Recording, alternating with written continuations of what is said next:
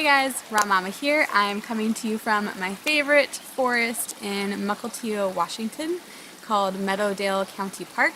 This is one of my favorite hikes and I just love it out here. I know what it's like to feel depressed and not want to be alive anymore. I also know what it feels like to feel truly happy, to love life, and to be thankful to be alive. The turning point for me was starting my journey with self-love, and that's what I'm going to share with you guys today.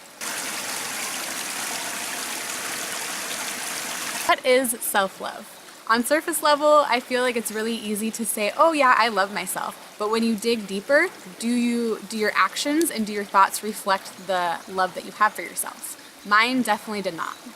Self-love to me is loving myself more than anybody else. It's treating myself with respect. It's speaking nicely to myself and nourishing my body with healthy foods. Self-love is so important, especially when it comes to relationships with other people. I've had multiple boyfriends tell me throughout my life that they love me more than anybody else. What does that mean when we break up? Do you still love me more than anybody else? No, because that's my job. It's my job to love myself more than anybody else, because in the end, I'm the only person who will always be there for me. I make the choice to love myself more than anybody else, and that is so incredibly empowering. All my life, I've heard that saying, treat others the way you want to be treated.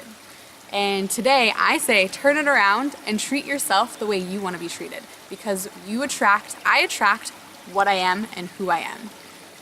If I treat myself poorly and disrespect myself, I will attract people who will treat me poorly and disrespect myself. In the end, that is my choice. First step to self-love is to start paying attention. Pay attention to the people that you're surrounding yourself with, how they treat you and how they treat themselves. Pay attention to your thoughts and your actions, what you think when you look in the mirror.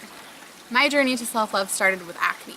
I used to have pretty bad acne, and every time I would look in the mirror, all I would see was the acne. I would constantly be telling myself that I was ugly, I didn't understand how anyone could like me. At age 24 is when I went through my huge transformation from pink-haired party girl to crunchy granola head. In that process, I gave up all my makeup, and my acne remained despite my thoughts that if I gave up all the chemicals I was putting on my face, the acne would go away. It didn't, despite all my natural remedies, and nothing worked to get rid of my acne. I got to the point where I was so upset and disgusted with it that I covered up all the mirrors in my house for about a week. And then after that week, I had this aha moment where I looked in the mirror and I was like, you know what? There's nothing I can do about it. I'm done hiding it. I've quit wearing the makeup. Nothing is working to get rid of it. So I'm just going to rock it. I'm going to rock this acne, and I chose to love it. I looked in the mirror and I said, I love you, acne. Thank you for your presence. And that was the big turning point for me, was when I decided to love my acne and love myself despite my acne. Eventually my skin cleared up, clearly cleared up. I wrote about that in my book, Rawspiration, which you can go get on mamaandtheraw.com. So that was 3 years ago, and I didn't fully understand the importance of self-love until this last year. With every action and thought, it's a reflection of either the love I have for myself or the dislike I have for myself. This is true for food.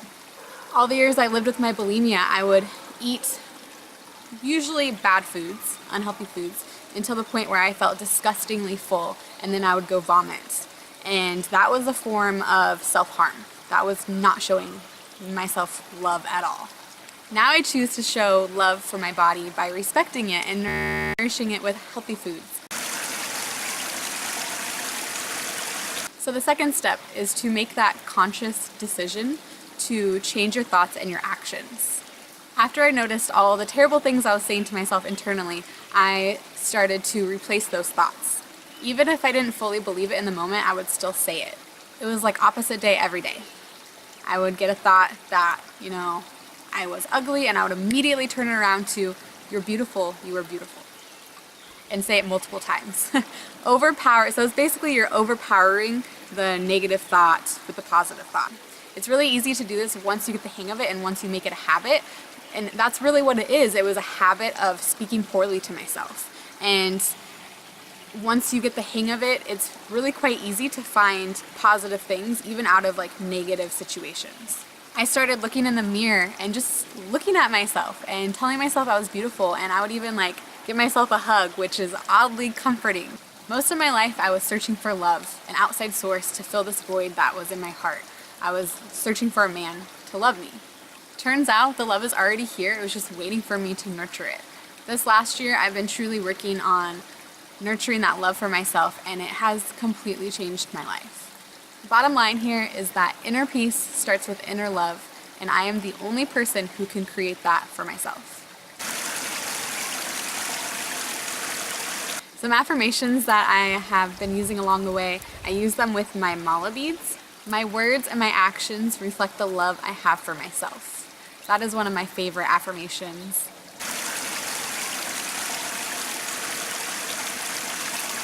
Another one of my favorite affirmations is, I show my body love and respect by nourishing it with healthy foods.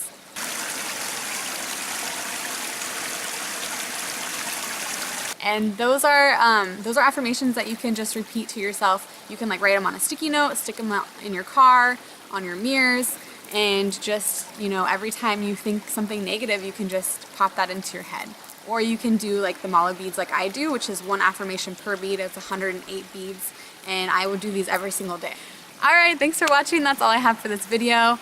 I really appreciate you guys watching this. I put a lot of time and effort into these, and I would love to hear your comments or let me know about your self-love journey. Alright, I'll see you guys in the next video. Bye.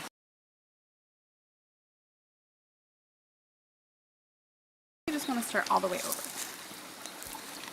And I would constantly